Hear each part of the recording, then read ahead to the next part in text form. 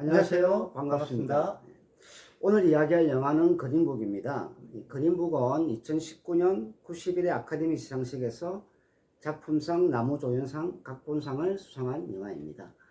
자, 먼저 신 작가가 그린북을 선정한 이유부터 들어볼까요? 네, 일단 우리가 주제로 삼는 영화를 선택할 때 여러 가지 기준을 생각해 보거든요. 그 기준을 영화에 맞출 것인가, 음악에 맞출 것인가를 많이 고민을 하게 되는데, 어떤 경우에는 영화는 너무 좋은데 클래식이 너무 짧게 쓰여서 과연 영화 속 클래식 이야기로 이게 어떤 소재로 삼기가 적당한가 고민이 될 때가 있고, 그리고 클래식은 참 소개할 만한 클래식인데 영화가 그렇게 특별히 소개할 만한 그런 내용이 아니라 고민하는 경우, 이런 경우가 있습니다. 그린북 같은 경우에는 뭐 짧지만 임팩트 있게 사용되어진 그런 클래식이 사용되어진 그런 경우고, 그래서 너무 짧게 사용되었기 때문에 과연 적합한가라는 고민을 했지만, 그래도 그 곡을 사용했을 때의 장면이 너무나 중요한 장면이고, 그리고 영화가 또 너무 좋아서 이 영화를 한번 선정해 보았습니다. 영화가 좋았어. 뭐 어떤 면이 좋았습니까? 영화가 일단 여러 가지 좀 생각을 좀 해봤던 것 같아요. 일단 편견에 대한 이야기들이고 어떤 차별에 대한 이야기들인데, 인류가 가지고 있는 가장 저속한 어떤 행동 중에 하나지 않습니까? 거기에 대해서는 굉장한 반발감을 가지고 있는 상태였고, 거기에 대한 일갈이 있긴 있지만 또 그것을 받아들이는 또그 태도, 조금씩 나아지려고 하는 그런 세상에 대한 무조건적인 분노도 좀 문제가 되지 않느냐라는 생각도 여러 가지로 하게 되어서 영화가 좀 좋았습니다. 지금 이야기한 게 이제 굉장히 중요한 이야기일 것 같은데, 일단 제가 그 신 작가가 쓴 책 내용을 잠시만 한번 읽어볼게요. 지금 보니까 영화 그린북은 차별에 대한 고발과 그 치유를 이야기하는 듯하다. 하지만 사실 영화 그린북은 편견에 대한 편견에 더욱 초점을 맞추고 있다.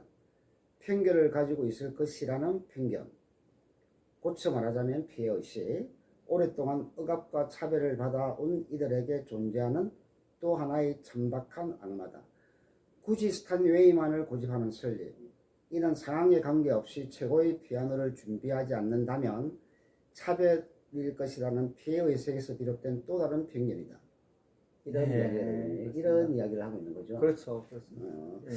그럼 이게 보통 영화를 보게 되면 이게 이제 뭐 사회적으로 말하면 흑인과 백인의 인종 차별, 그리고 뭐 그런 어떤 사회적 어떤 환경 이런 것들에 대한 고발 이런 식으로 일반적으로 받아들이는 거고, 물론 이제 그 부분도 중요한 부분을 차지하고 있긴 할 텐데, 심 작가는 그 부분뿐만 아니라 그보다는 한 단계 더 편견은 무조건 나쁜 것이라고 제가 주석에도 달아놨습니다. 편견을 한 사람들이 제가 옹호하고 싶은 생각은 1도 없다라고 분명히 써놨습니다.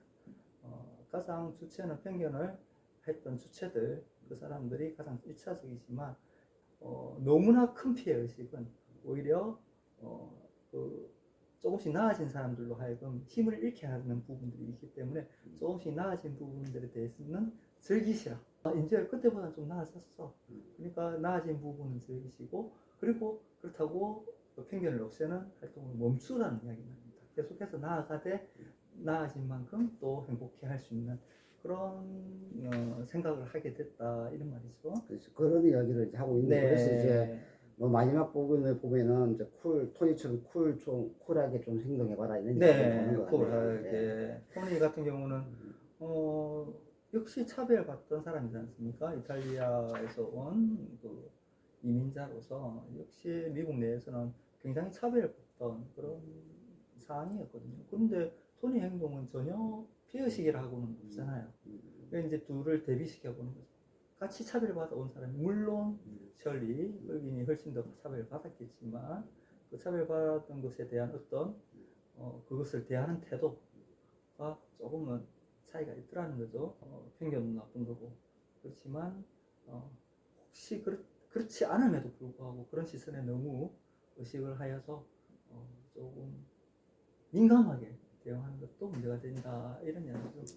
뭐 영화 내용이 그대로입니다. 이거 책에도 썼지만 왜 셜리가 그렇게 스타인웨이만을 고집하는가는 정말 좀 생각해봐야 될 문제였거든요.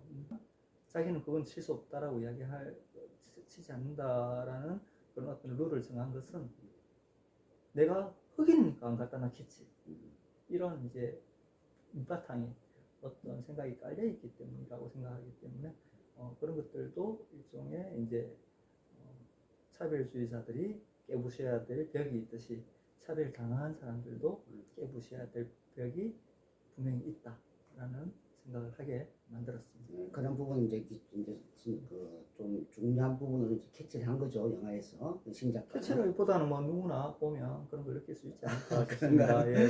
이 영화를 보니까 네. 영화가 이게 작품상일 뿐만 아니라 이 각본상을 수상했더라고요. 네네. 그래서 보니까 영화 전체가 이제 사건의 구성도 재밌고 사건도 일상적인 대화도 굉장히 일상적인 대화임에도 불구하고 그 대화 속에 대사 모든 게 담겨 속에는 있어요. 상당히 많은 깊이 있는 좀 사색들이 담겨 있는, 그리고 좀 그 대사를 좀 자연스럽게 연기하는 두 배우들의 이제 좀 연기 이런 것들이 잘 녹아가지고 영화가 상당히 재미있으면서도 흡인력을 가지고 이제 가게 됐는데, 그 이면에는 그 각가지 사건을 경험해 나가면서 그 경험 속에서 두 사람이 나누는 대사, 이 내용들이 굉장히 훌륭하고 일상적이고 그냥 평범한 대사 같지만 너무 많이 와닿았는데, 그런 면이 이제 각본상을 수상한 하나의 계기가 되지 않았나 이런 생각을 나는 이제 개인적으로 하게 됐습니다. 그 중에서 이제 톤이라고 하는 인물이 나는 참 재미있는 인물 같다라는 생각이 들거든요.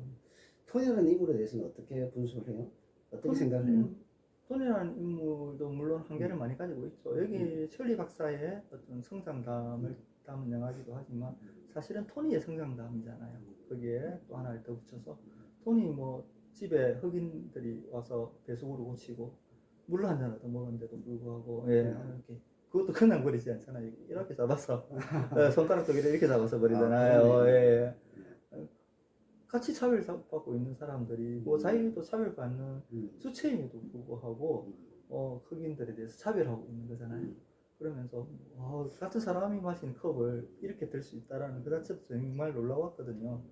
저렇게까지나 혐오한단 말인가 싶을 정도. 이렇게 해서 이렇게 쓰레기통에 이렇게 버려요. 그걸 그러던 사람이 이제 흑인의 어떤 운전기사를 맡게 됐다라는 그 자체도 일단 대단한 결심을 한 거거든요. 내가 흑인의 운전기사를 그거부터 발전을 시작해서 같이 대화를 해 나가는 가운데서 하나씩 깨어나가지만 자기도 하나씩 깨어지는 그런 부분들이 토니의 여기에서의 어떤 그 캐릭터였다고 보이고 매력적인 캐릭터였던 것 같아요. 굉장히 사랑스럽다고 해야 되나? 조금 약간 무식한 면도 있지만 사랑스러운 그런 캐릭터였던 것 같습니다. 나도 이게 토니 캐릭터가 굉장히 매력적인데, 이 토니 캐릭터가 매력적인 이유 중에 하나는 그 차별을 하는, 의식을 가지고 차별하는 사람도 있고 의식 없이 그냥 차별하지만 뒤끝이 없는 사람도 있을 수 있거든요. 근데 토니 같은 경우가 좀 그런 측면이 있지 않나라는 생각이 들어요. 토니 같은 경우는 그 하는 행동을 보게 되면은 진짜 이해가 안 될 때도 많잖아요. 이해가 안 될 때도 많고, 이 사람이 실질적으로 우리는 여기서도 이제 심작가 이야기한 것 중에서 내가 보면 영화를 보는 동안에 불편한 것은 오히려 친절이다 이런 이야기를 하잖아요. 그러니까 예를 보면은 그 토니 박사에 대해서 친절하게 화장실을 사용할 수 없습니다. 친절하게 여기 식당에서는 밥을 먹을 수 없습니다. 이래가는 사람들이 많이 오잖아요. 그렇게 앞에서는 친절하게 웃음 짓고 있고 미소를 짓지만은 차별의식이 가득하거나 그다음에 그런 제도라든지 그런 어떤 그 분위기라든지 그런 이제 간섭 이런 것들을 이제 대놓고 하는 사람도 있지만, 토니 같은 경우에는 그렇게 있는 자기 기분대로 이야기하기도 하고 가식 없이 이야기하고 또 흑인처럼 차별이 보이는 것 같지만은 어떻게 보면 좀 뒷거리 없는 이런 사람의 캐릭터가 좀 있잖아요. 이게 우리 주변에서도 나는 이제 그런 사람들을 본다고 생각하거든요. 그냥 차별을 이야기하면서도 진짜 내면적으로 차별 의식을 강하게 가지고 차별을 극복해야 된다고 이야기하면서도 차별의식을 가지고 있는 사람도 있지만 차별적인 행동을 하고 있으면서도 그것이 그냥 뭐 일상적인 것처럼 하지만 차별의식에 대한 지적을 하게 되면 아 그런가 내가 잘못했다고 금방 수용하는 사람도 있을 수 있잖아요. 그래서 설리 같은 경우는 토니 같은 경우는 좀 그런 부자적인 인물이 아닌가 이런 측면에서 볼 때 아 좀 그래도 좀 많이 개선될 수 있는 그래서 오히려 좀 이야기가 될 수 있는 그런 그 캐릭터로서 좀 매력적이지 않았나 이런 생각이 좀 드는 것 같아요. 네. 그게 이제 궁극적인 어떤 그때는 어떤 색깔 그 피부색이나 이런 것들이 아니라 그냥 그 사람 한 사람의 성품에 관련된 이야기로서만 우리가 이야기될 수 있는 그런 세상 그런 세상을 또 꿈꾸는 부분들이 또 있을 수 있다고 보여요. 그런데 지금 현재로는 너무나 갈 길이 멀기 때문에 거기까지 이야기하기에는 이 영화로서는 아직까지 한계가 있을 것 같다는 생각이 드네요. 그러니까 이 영화를 보면서 이제 생각은 우리가 이제 흑백 갈등이라든지 이런 것을 이제 보면은 집단 간의 갈등이나 구조적인 문제나 이런 식으로 접근하게 되면 참 타파하기가 힘들잖아요. 그리고 또 우리가 살아가는 한 개인으로서 그런 문제를 갖다가 해결해 나가는 것도 이제 본질적으로 한계가 많기 때문에 그런 사회임에도 불구하고 한 개인 하나하나는 그런 집단적인 어떤 그 차별과 이런 억압 이런 속에서도 내가 어떤 차별을 당하는 쪽에 있던 차별을 하는 쪽에 그러고 있던 간에 한 개개인으로서 나는 어떤 인간으로서의 어떤 품위와 그리고 인간으로서의 어떤 가치 인간에 대한 어떤 예의를 어떻게 가지고 가야 될 것인가 이런 것들을 좀 생각하게 하는 그런 이야기가 되지 않나 이런 생각이 들더라고요. 한 개인의 어떤 자기 인간으로서의 품위 이런 것들도 뭐 물론 이야기가 될 수 있다고 생각합니다. 여기 보게 되면 이제 이런 이야기도 많이 하죠. 뭐 처비체크, 리틀 리처드, 생쿠 이런 당신네들 사람들이잖아. 네네. 이런 사람들 음악을 모른다고 하는 이런 이야기도 나오잖아요. 네네. 근데 그 설리 박사 같은 경우에는 좀 음악적인 어떤 거는 어떤 취향을 가지고 있었다고 봐야 되는 거죠? 설리 박사의 취향은 너무 확고했어요, 사실은. 지금 재즈 피아니스트로 활동을 하고는 있지만 본령은 클래식이었죠. 그 설리 박사는 그 영화의 내용에도 나오잖아요. 자기는 쇼팽을 좋아했고 그리고 러시아에서 정통 클래식을 공부하면서 유학을 다녀온 클래식의 인재였죠. 자, 이 정도 되면 뭐 대충 영화가 왜 이런 식으로 흘러갈 수밖에 없고 이 영화를 이야기하기 위해서 셜리가 주인공이 될 수밖에 없는가를 알 수 있는 부분입니다. 왜 클래식 연주자가 못됐을까요?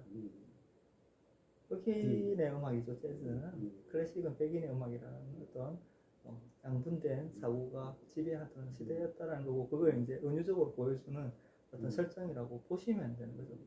그래서 셜리는 계속해서 클래식을 그리워합니다.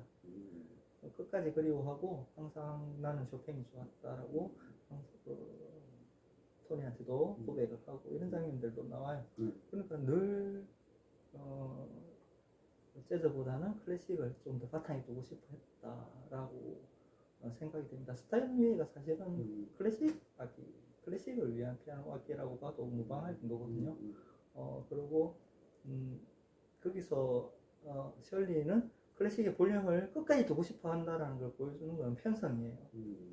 네, 기본적인 재즈 트리오의 편성에서 완전히 벗어나 있습니다.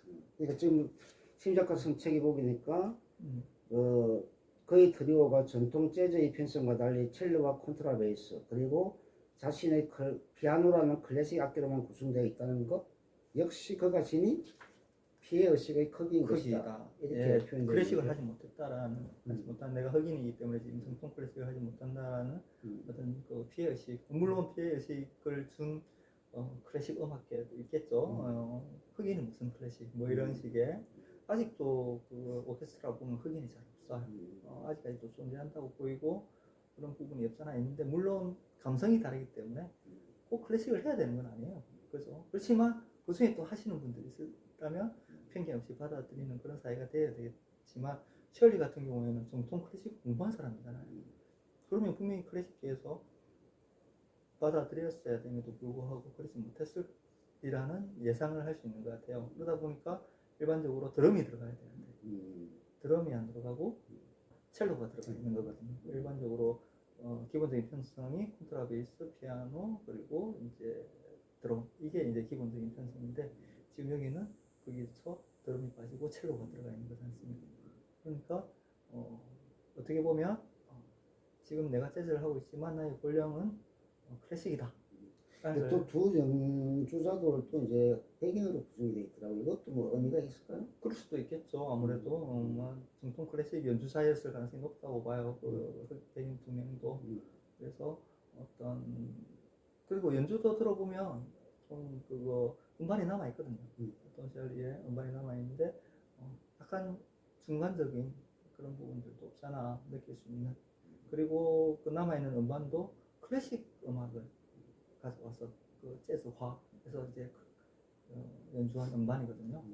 그래서 분명히 그런 어떤 자기의 그 본령과 그리고 자기가 추구하는 바와의 어떤 괴리감 이런 것들에 대해서 평생 고민했던 그리고 괴로워했던 그런 인물이었을 것이다라는 것도 예상되는 부분이에요. 그래서 이제 보면은 그 부분과 이제 연관시켜 보면 마지막 이제 연주와 이제 식당에서 이제 식사하는 것이 거부되고 난 뒤에 연주를 하지 않겠다 하고 이제 허름한 식당으로 가게 되죠. 그쪽 보면은 이제 흑인들이 많이 있고 그다음에 이제 흑인들을 위한 식당이죠. 흑인들을 위한 식당이었다. 예, 이렇게 예. 보면 그리고 이제 흑인 연주자들도 있었어요, 그죠? 네. 그리고 이제 마지막에 거기 들어가가지고 종업원의 요청에 따라서 이제 피아노 연주를 하게 되는 거죠. 네네. 그때 이제 연주가 끝나고 난 뒤에 이제 같이 거기서 연주하는 그 가게에서 연주하는 사람들과 또 합을 이루어가지고 또 공연을 하게 되잖아요. 네. 그러면 그게 이제 좀 상징적으로 말하면 이런 좀 전통적인 것에서 좀 벗어나서 안 그러면 그 장면이 또 말하는 상징성이 좀 있을까요? 또 음악도 그 있잖아요. 장면을 만들기 위해서 싸워온 거죠. 영화는. 네. 모든 갈등이 해소되는 순간. 참았잖아요.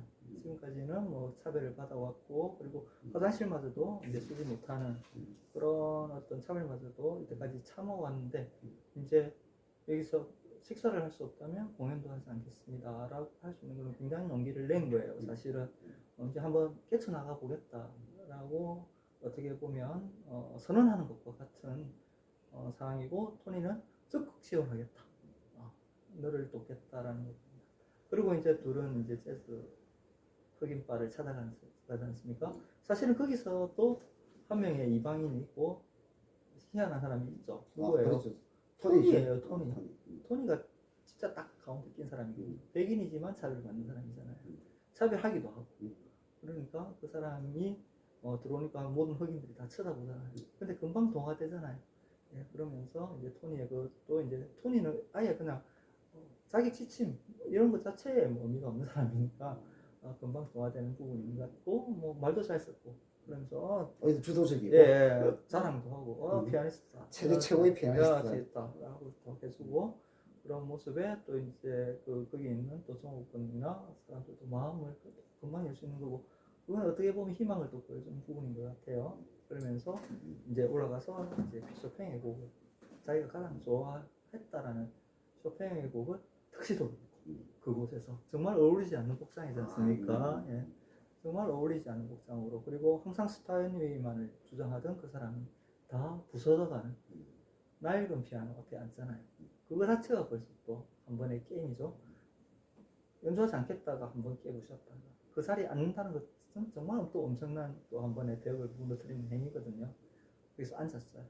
그리고는 이제 쇼팽의 곡을 쳤다는 건 아직까지 완벽하게 그 벽을 부수지 못했다라는 부분이었는데 금방 다시 재즈로 돌아갑니다. 재즈로 돌아가는 것은 이제 어느 정도 깨부순이 완성되었다라는 그런 어떤 의미를 부여할 수 있는 그런 장면이다라고 보였습니다. 그리고는 결국에는 이제 거기 있는 모든 재즈 피아니스트들, 재즈 뮤지션들과 함께 합을 맞추잖아요.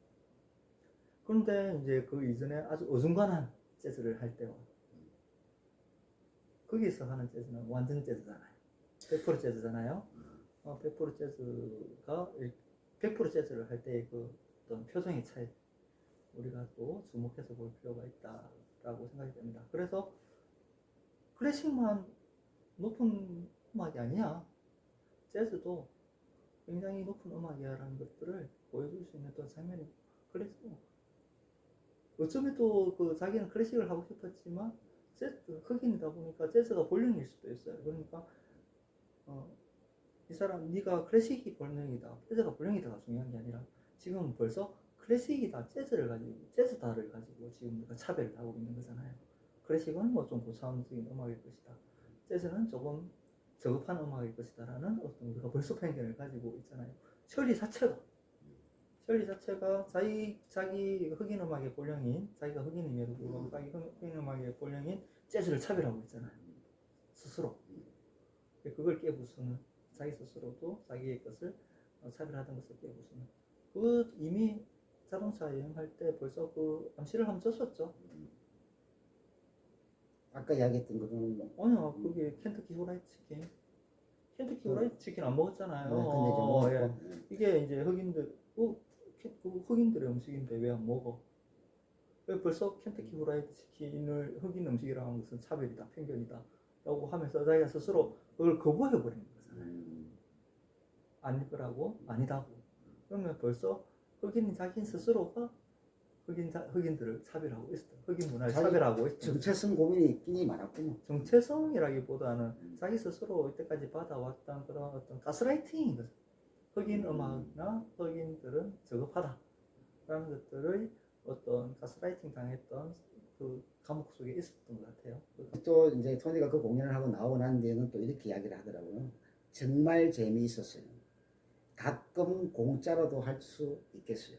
네. 이런 대사를 이제 하면서 굉장히 즐거워하고 그 전에 연주에서는 뭔가 연주할 때 굉장히 차별당하고 난 뒤에 또 연주하는 장면이 나오고 그 다음에 갈등 있고 난 뒤에 또 연주하는 장면이 나오고 이렇게 하면서 그 연주가 마치 짜여진 일정에 따라서 의무적으로 해야 되는 것처럼 하는 그런 것처럼 보였었는데 이번에 마지막에 이제 그 바에서 이제 연주했던 거는 진짜 좀 행복해하면서 즐거워하면서 하는 것을 보면서 그 아까 이야기한 것처럼 그 마지막 그 장면을 향해 가면서 설리가 스스로 이제 자기 자신을 좀 찾아 나가고 행복해하고 또 하는 그런 이제 자아를 찾아 나가는 그런 이제 장면으로 가는 것이 아니었나 이런 생각을 좀 하게 됩니다. 네. 그럼 이때 이제 연주한 곡이 이제 그 수평의 곡이죠. 겨울바람. 그 곡에 대해서 지금 이야기를 조금 해주면. 네, 일단은 뭐 그 첫 피아노 탁 앉잖아요. 그리고 멋지게 탁이 턱시도를 들어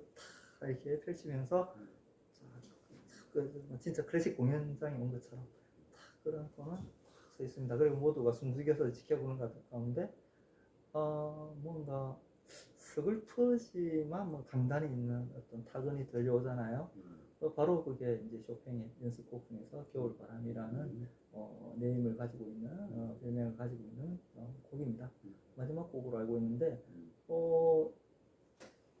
얼마 안 들려요. 네, 얼마 안 들리기 때문에 이게 겨울바람이 뭐 재즈에 들어가기 그 본곡에 들어가기 전에 어떤 도입부인가라고 그냥 생각해 버릴 수도 있을 만큼 짧게 들려옵니다. 그런데 가만히 저도 처음에는 그렇게 생각을 했고 그런데 가만히 생각을 해보면 정말 멋진 선곡이었다 라는 생각을 하지 않을 수가 일단 없습니다. 겨울바람 셜리가 지금 맞닥뜨려야 할 현실이에요.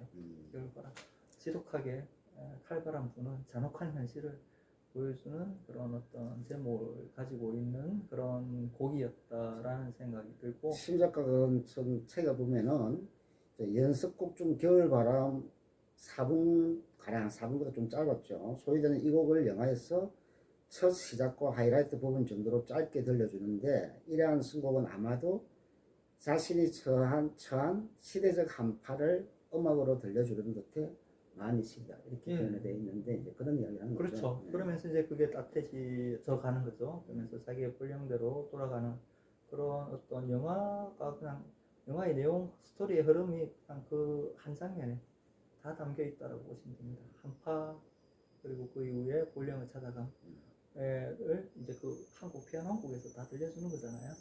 그래서 그러고 나서는 바로 재즈로 가요. 그 재즈로 가면서 훨씬 더 자기다운 음악을 할 수 있게 되었다라는 거죠. 자기다운, 이게 부정하잖아요. 이게 나다운 음악이 아닐 것이다 라고 부정을 하잖아요. 사실은 자기다운 음악이었을 수도 있는 거예요. 그러면서 항상 어중간한 상태에서 있었던 것이 아닌가라는 생각이 들고, 너는 클래식보다 재즈야 라고 했을 때 사실 그 말이 맞을 수도 있었을 거예요.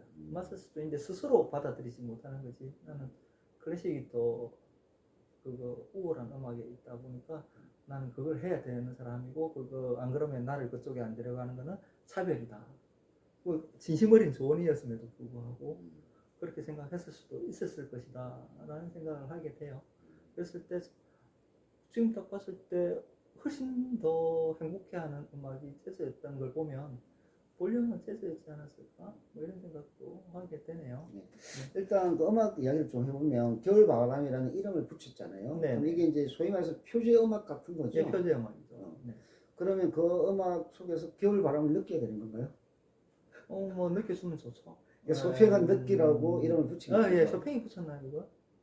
아, 안 그럴 걸요. 그래. 누가 붙인 거예요? 대부분 누가라고는 저는 뭐 이름도 잘 기억이 안 나지만, 네, 그 작곡가들의 작품 중에서 뭐 대부분의 작품 제목이 붙어 있는 것들 중에서는 작곡가 스스로 붙인 게 아닌 게 거의 70%가 넘어요. 아, 그런가요? 네. 그리고 대부분 후대 아니면 출판업자가 이렇게 붙이는 경우가 굉장히 많습니다.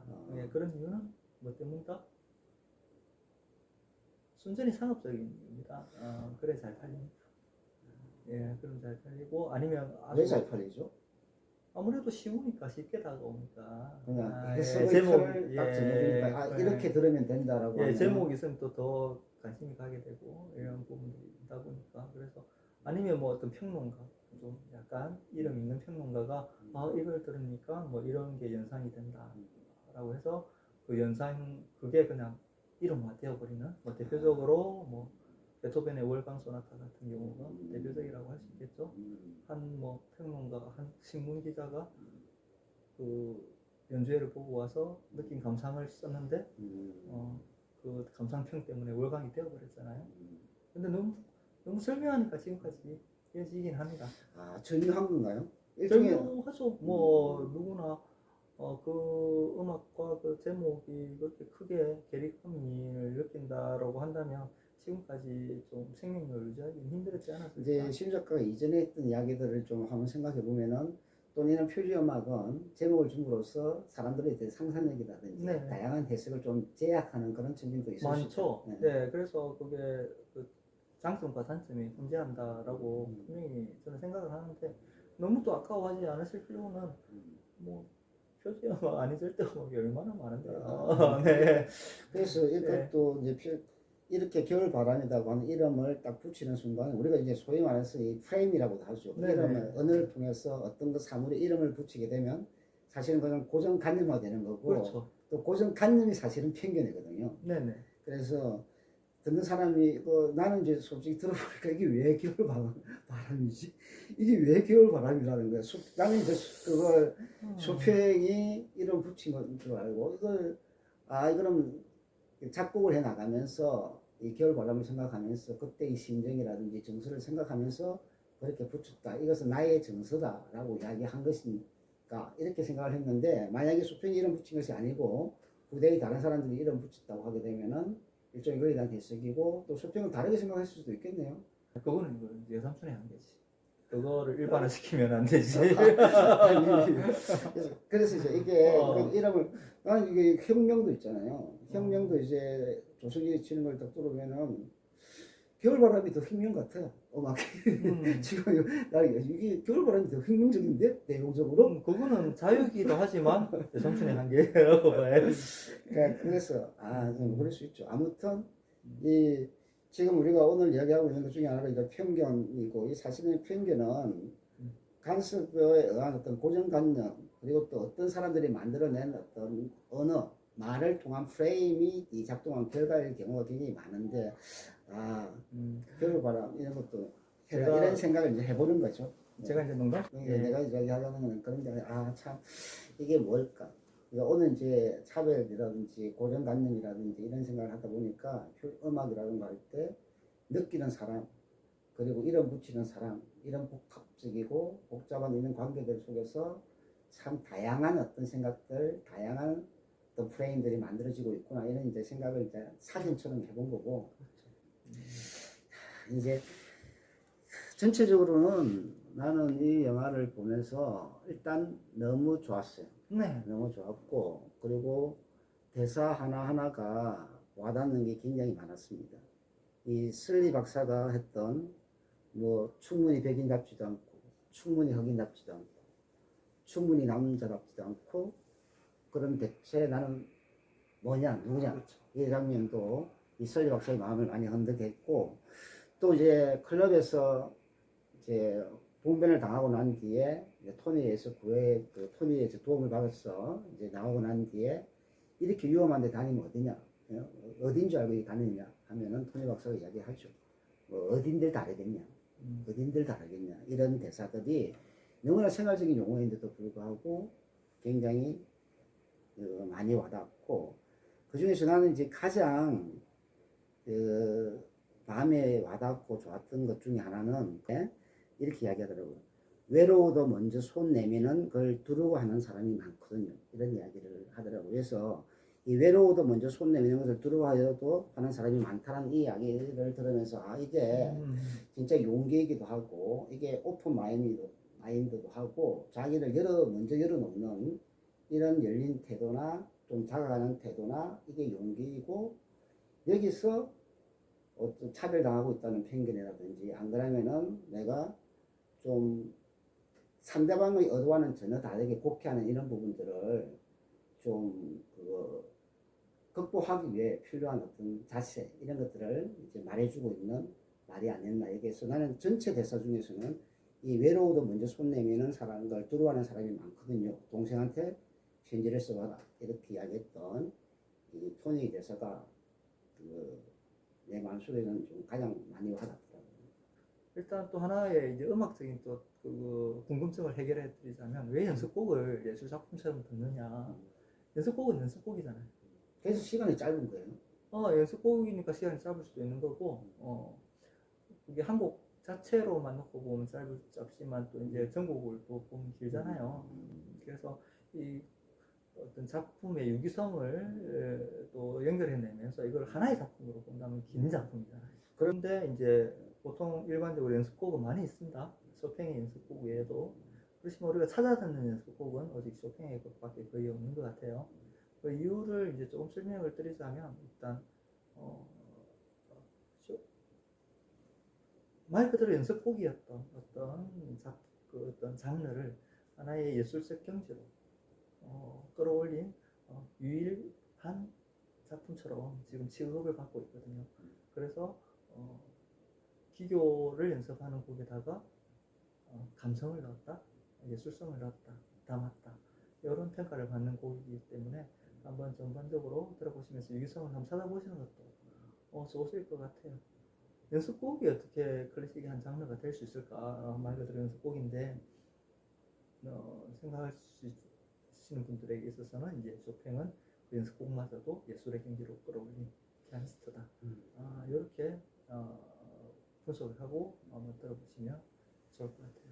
그때 당시에는 쇼팽 말고도 많은 작곡 연습곡을 썼고 지금은 잊혀졌고 그런 것들이 있다고 보시면 되겠습니다. 알겠습니다.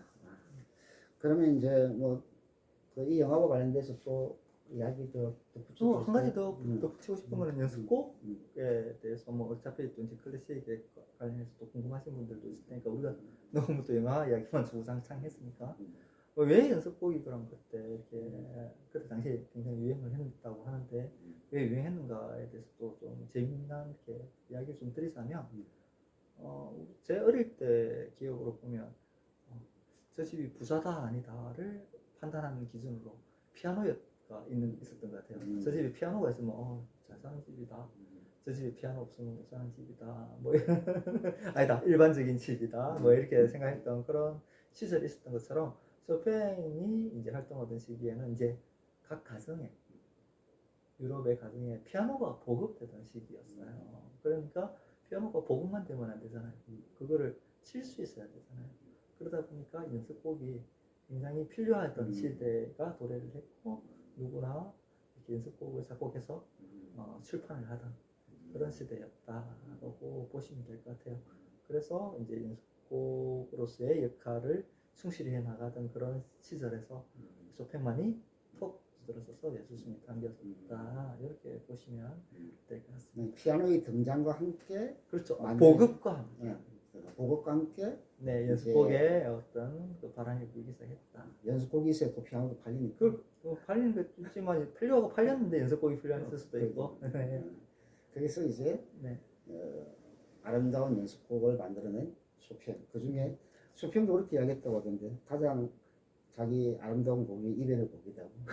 그렇게 했대요? 그렇게 했다고 나와 있더라고요. 그래서 이별의 곡은 진짜 그 익숙하고 그리고 또 이미 가사도 붙여져 가지고 노래도 여러 사람들이 부르고 했더라고요. 그래서 네. 그렇구나 하고 다른 거는 어떤 혁명 이런 거 들어볼 때는 사실은 이게 그냥 기교가 여기서 책에서도 나왔지만은 이제 영화 말할 수 없는 비밀에서 피아노 배틀 장면 있잖아요. 그거 볼 때도 피아노 이제 치는 거 보면 우리가 이제 이게 주는 곡을 통해서 우리에게 전달하는 어떤 감동이나 메시지, 나는 의미 이런 것들이 그 곡을 듣는 의미라고 나는 생각하고 있었는데 이거 같은 경우는 그런 건 안 느껴지고 그냥 기교, 빠른 동작, 기교, 손놀림, 이런 화려함 이런 것들을 통해서 피아노를 저런 정도 다룰 수 있는 기교를 가지고 있어야 나중에 좀 더 차원 높은 곡도 해석해 나가면서 칠 수 있는 것인가 그걸 위한 하나의 어떤 전 단계의 곡이기 때문에 연습곡이라고 하는가 이런 생각을 하게 되는 거죠. 이거 이제 그림북은 사실 유튜브에도 많이 나와 있어요. 많이 나고 소개가 많이 돼 있는데 이게 소개되고 있는 우리도 마찬가지지만 소개되어 있는 내용은 너무 비상적이에요. 이제 직접 봐야 되는데 다시 한번 말씀드리지만 이 그림북은 작품상도 받았지만 이 각본상을 받은 영화입니다. 그래서 장면 하나하나와 그 장면 하나하나에서 좀 더 평범하면서도 일상적인 것처럼 나누고 있는 대화들이 주는 어떤 감동이라든지 좀 그거 가슴 뭉클한 공감 이런 것들이 굉장히 많은 영화다. 그래서 시간이 금방 갔고 재밌었고 여운이 많이 나온 영화다. 남자 둘이서 나오면서도 이렇게 여운을 많이 남기는 영화는 별로 쉽지 않아요. 우리 남자들이다. 참 그리고 이제 번역에 대해서도 한 말씀 더 드리고 싶은 부분이 있는데 그 대사 중에서 나는 뭐 위대한 그 토니에게 고백을 셜리가 너무 가까이 붙였다. 예, 셜리가 이제 토니한테 이제 뭐 솔직하게 자기의 그 이렇게 가거나 이런 이야기를 털어놓는데 나는 정말 위대한 음악가가 되고 싶었어라고 자막에 나오는 부분이 있어요. 그런데 그때 그 셜리의 입에서 이제 사람의 이름이 구체적으로 나와요. 나는 스타인이 되고 싶었다. 같은 피아니스트가 되고 싶었다. 라고 이야기를 하거든요. 그런데 아마 관객들은 안톤 루빈스타인이 누군지 모를 거야 라고 생각하고 이제 위대한 피아니스트가 되고 싶었어. 이렇게 해석을 했을 거잖아요. 네. 조금 나중에 다시 우리가 안톤 루빈스타인이 누구야 궁금증을 가지시는 부분이 있더라도 제대로 그냥 그대로 했으면 피아니스트 이름 하면 또 우리 국민들이 알고 영화 보신 분들이 알 수 있는 기회잖아요. 그래서 나는 루빈스타인 같은 훌륭한 그 피아니스트가 되고 싶었어라고 그냥 직역을 했으면 어땠을까 뭐 이런 생각을 하게 되고 또 마지막에 편지 좋았다고 하셨잖아요. 그 이제 그거 누구냐 셜리가 찾아왔을 때 그 집에 갔다가 크리스마스 파티에 찾아왔을 때 안으면서 앉기 전에 문을 딱 열고 들어오니까 그 같이 있던 친구들이 문학과 납시였네 하시잖아요. 근데 그때 그 사람이 문학가라고 했습니까? 직역을 하면 셰익스피어 납시였네요. 예, 셰익스피어. 그러니까 문학가를 대표하는 셰익스피어를 빗대어 가지고 셰익스피어 오셨네. 뭐 이런 식으로 이야기를 했단 말이에요. 그러면 셰익스피어 오셨네 해도 되거든요. 거기도 예. 근데 뭐 우리가 셰익스피어도 모른다는 사람들이라고 생각했는지 아이고 문학가 오셨네 이런 식으로 번역을 해놨더라고요. 그래서 그 정도까지는 안 하셔도 우리 영화 보시는 분들은 다 알아들으니까 번역하시는 분들은 그런 것들은 조금 직역을 하셔도 되지 않을까 뭐 이런 생각을 하게 됩니다. 예. 네. 이, 나는 이제 그렇게 유명 작가라 얘기하는 것이 뭐 괜찮다고 봐요. 그게 그래. 토니 스타일이네, 토니 그게 스타일. 훨씬 더 은유적이고 우리가 일상적으로 쓰는 아이고 뭐 왔네 뭐 누구 오셨네 뭐 이런 식으로 하듯이 그런 식으로 어떤 그 분야에 있어서 최고봉들을 일컬어서 뭐 이렇게 한 은유한 경우 많잖아요. 근데 왜 그렇게 저 안톤 루빈스타인은 그렇다 치고 셰익스피어까지 그럴 필요가 뒤에 있나? 셰익스피어라는 이름을 넣는 거는 더 좋았을 것 같고. 네, 그 셰익스피어 이름까지도 들을 필요가 있나 뭐 그런 생각을 했다. 그냥 우리가 오늘 한 이야기 중에서는 우연 이야기로 해봤습니다. 아주 너무 디테일하네요. 네, 궁금하시다면 이 전 영화를 네, 영화 전편 보시면 한번 좋죠. 네. 보면 될 것 같아요. 아주 좋은 영화였습니다. 네. 자, 그럼 오늘 여기까지 할까요? 네.